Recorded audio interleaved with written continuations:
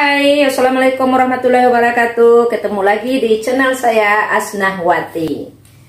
Ya, pada video kali ini saya akan menjelaskan tentang analisis rasio keuangan di mata kuliah Manajemen Keuangan 1. Ada 3 rasio keuangan yang akan kita bahas, yaitu likuiditas, solvabilitas, dan rentabilitas.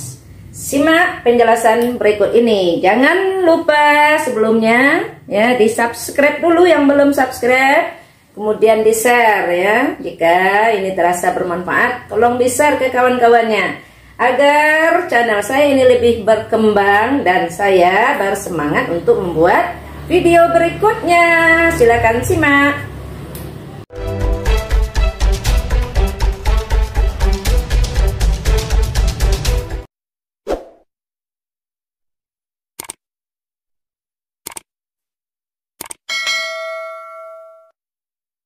Baik, kita lanjutkan membahas 3 rasio keuangan ini ya. Untuk apa rasio keuangan ini? Jadi rasio keuangan ini berguna dalam menganalisa kesehatan perusahaan. Suatu perusahaan bisa dilihat apakah sehat atau tidaknya dilihat dari rasio keuangannya. Jadi pada umumnya orang memakai rasio keuangan dalam menganalisa kesehatan suatu perusahaan. Apa yang dianalisa? Laporan keuangan. Jadi dari laporan keuangan itu bisa dilihat rasio likuiditas, rasio solvabilitas, dan rasio rentabilitas atau profitabilitas. Asal katanya profit berarti untung. Yang pertama, rasio likuiditas. Apa itu rasio likuiditas? Rasio likuiditas ini menggambarkan kemampuan perusahaan dalam memenuhi kewajiban jangka pendeknya. Apa saja kewajiban jangka pendek? Jadi dalam suatu neraca itu kewajiban berada di sebelah kanan sementara aktiva berada di sebelah kiri. Jadi bagaimana kemampuan perusahaan dalam memenuhi kewajiban jangka pendek dengan menggunakan aktiva lancar yang ada di sebelah kiri. Jadi kalau digambarkan neraca di sini aktiva, di kiri aktiva, di kanan pasiva. Kemudian ada aktiva lancar di atasnya. Ada aktiva tetap di bawahnya. Ada pasiva, ada utang Ada utang lancar, ada utang jangka panjang. Kemudian ada modal. Jadi di sini nampak likuiditas ini dilihat dari neraca Ini neraca PT Sejahtera misalnya. Nih. Bagaimana kemampuan perusahaan untuk membayar utang lancar dengan menggunakan aktiva lancar. Jadi nggak bisa dituliskan semuanya. Neracanya dari sini Neracanya dari sini. Ini kan tidak soal kasus, nggak perlu angka-angkanya. Saya akan menjelaskan seperti apa itu likuiditas, solvabilitas, dan rentabilitas. Pemahamannya aja. Jadi utang lancar di sini yang mana utang lancar yaitu 1 tahun ke bawah kewajiban perusahaan 1 tahun ke bawah, misalnya membayar gaji, gaji, pajak, sewa, dan lain-lain yang 1 tahun ke bawah. Kalau di atas 1 tahun itu termasuk utang jangka panjang atau kewajiban jangka panjang. Jadi likuiditas, bagaimana kemampuan perusahaan untuk memenuhi utang lancar dengan menggunakan aktiva lancar. Jadi kalau dirumuskan aktiva lancar dibanding utang lancar atau dibagi utang lancar. Likuiditas ini terbagi 3 pula. Ada current ratio tulisannya. Kemudian ada quick ya, rasio. Kemudian ada cash rasio. Ya. Current rasio yang mana? Nih, yang pertama tadi, ya, bagaimana kemampuan utang lancar memenuhi, ya, kemampuan aktiva lancar untuk membayar atau memenuhi utang lancar. Jadi kalau dirumuskan ini aktiva lancar dibanding utang lancar, ya, dikali 100%. Nih rumusnya. Ya. Kalau quick ratio, ini rasio lebih lancar lagi. Kalau di atas current rasio, ya rasio yang lancar.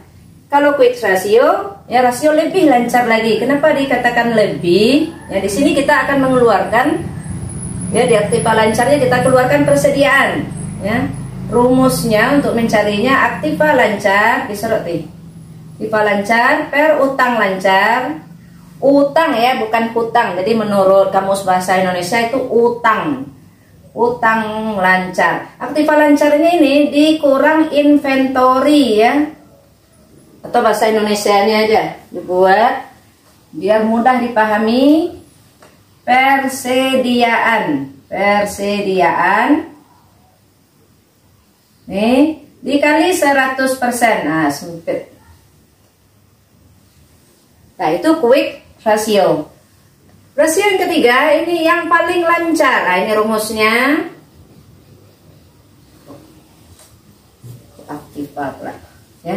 Yang paling lancar di aktiva lancar ini, ya, sesuai urutannya yang paling liquid yaitu kas, ya. Kas per utang lancar.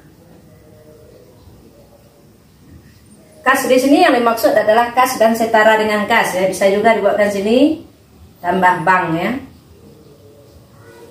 dikali 100%. Nah, inilah rumus rasio likuiditas.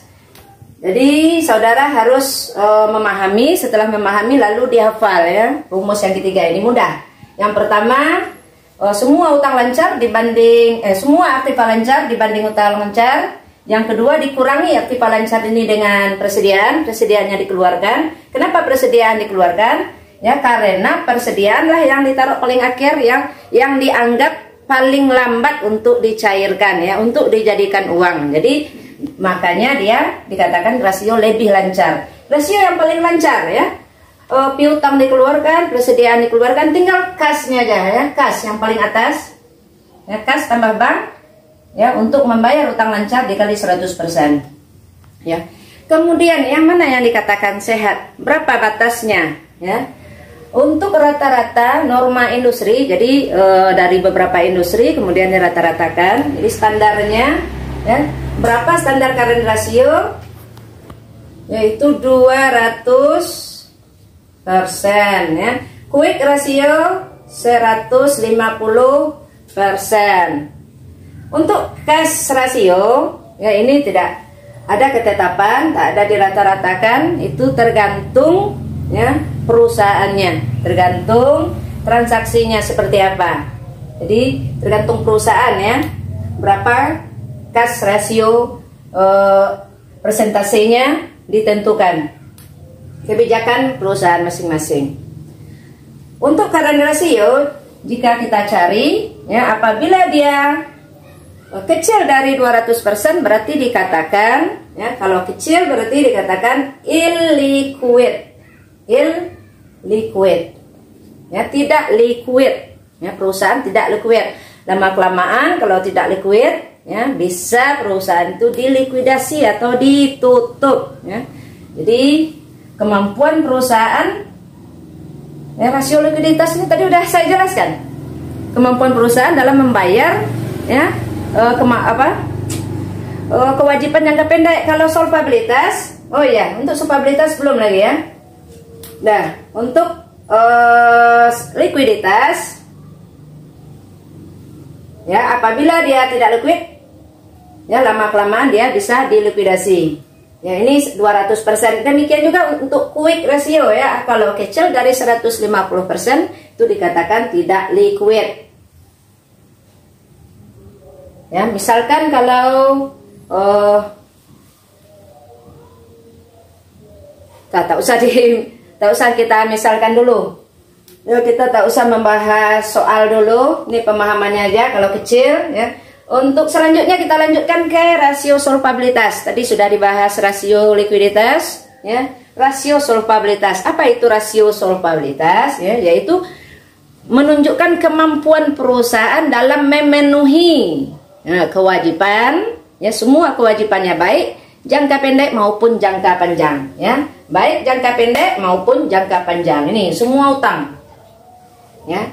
Bagaimana kemampuan perusahaan dalam memenuhi utang lancar dan utang jangka pendek. Solvabilitas. Solvabilitas ini ada pula dua. Ya, dua macam. Aduh. Ini di sini. Ya. Ada solvabilitas badan usaha ya. Ada solvabilitas modal sendiri. Nah, nih. Solvabilitas badan usaha apa itu? Yang mana yang dibandingkan ya? Semua ya, semua harta ya, total aset ya, dibandingkan dengan total utang ya, baik utang jangka panjang maupun jangka pendek kali 100% ya. Kalau solvabilitas modal sendiri ya,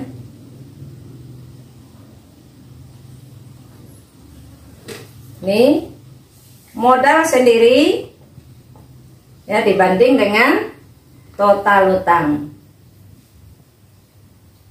Ya, jadi dari solvabilitas ini bisa dilihat nanti seberapa nilai perusahaan itu ya pada saat ya perusahaan itu ditutup nanti atau pada saat perusahaan sedang berjalan juga. Ya. Untuk apa rasio ini? Ya, berguna bagi siapa? Ya, bagi ya, investor. Kemudian bagi siapa lagi? Bagi kreditor. Oh ya, saya jelaskan lagi yang ketiga dulu ya. Ini solvabilitas sudah ada dua. Ya, kemudian rentabilitas. Ya, yang ketiga yaitu rasio rentabilitas. Ya, apa itu rasio rentabilitas? Ya, atau disebut juga dengan profitabilitas, yaitu kemampuan perusahaan dalam menghasilkan laba ya, atau keuntungan. Jadi keuntungan itu bukan hanya dilihat besarnya saja, tetapi dibandingkan dengan berapa modal yang digunakan ya. Misalnya keuntungan perusahaan ini dalam 1 tahun ada 100 juta, tetapi modal yang digunakan berapa ya, misalnya 100 miliar ya, apakah keuntungan tadi besar?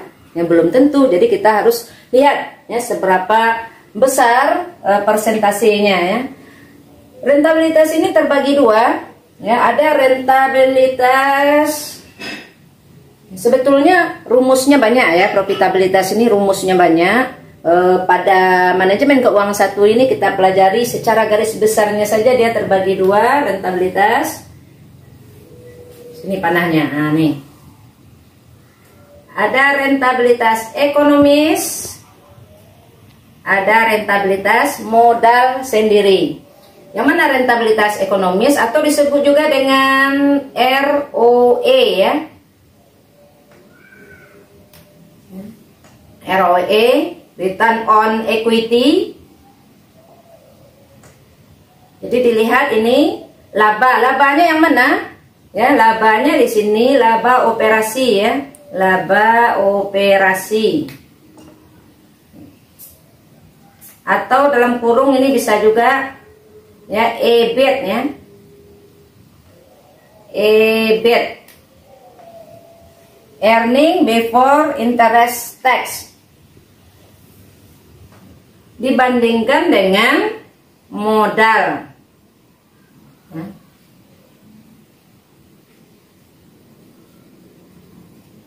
Nah, total aset atau seluruhan atau keseluruhan aktiva, total aktiva atau total aset. Kalau rentabilitas modal sendiri ini sama juga dengan rentabilitas sama juga dengan ya ROA, mudah menghafalnya. Kalau ini ROE yang ekonomis, kalau RMS itu ROA. Aduh, terbalik saya. Terbalik, sorry. Yang di atas. Yang di atas yang ROA ya, aset. ROA, ingat. ROA, return on asset, ya. Nih total aset.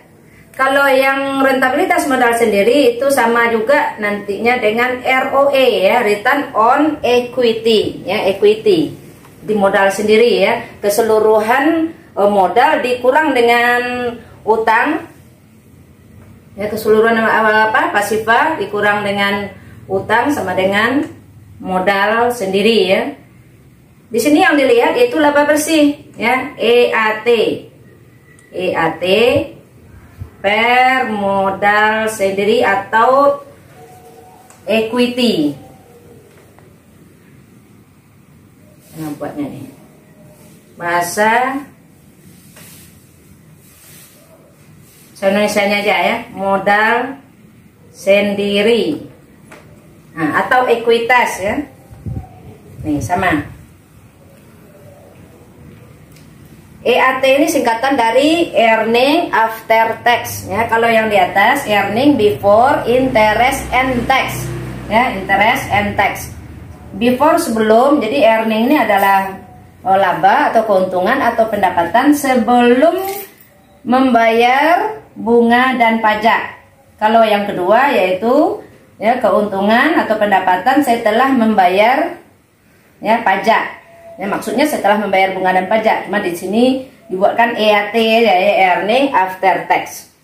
Nah, jadi inilah pada dasarnya rentabilitas itu terbagi dua. Nanti banyak lagi rumus-rumus yang lainnya ya. Di sini kita bisa membedakan, yang satu dilihat dari total aset ya, keseluruhan aktiva, yang satu lagi dilihat laba itu dari modal sendiri. Laba yang mana? Laba bersih. Ya, mudah untuk menghafalnya. Yang pertama labanya laba kotor atau laba operasi yang dibandingkan dengan keseluruhan total ya, total aktiva, keseluruhan harta. Ya, yang kedua labanya laba apa? Laba bersih yang dibandingkan dengan modal sendiri. Inilah profitabilitas ya secara garis besarnya. Mudah-mudahan sampai di sini bisa dipahami ketiga rasio keuangan ya. Untuk mata kuliah manajemen keuangan 1 ya, atau manajemen keuangan dasar, cukup bisa dipahami ketiga rasio keuangan ini. Jika ada komen atau masukan ya, atau pertanyaan, silakan diketik di kolom komentar. Nanti jika ada kesempatan saya akan membalasnya. Ya, sampai ketemu lagi di video-video saya berikutnya. Wassalamualaikum warahmatullahi wabarakatuh.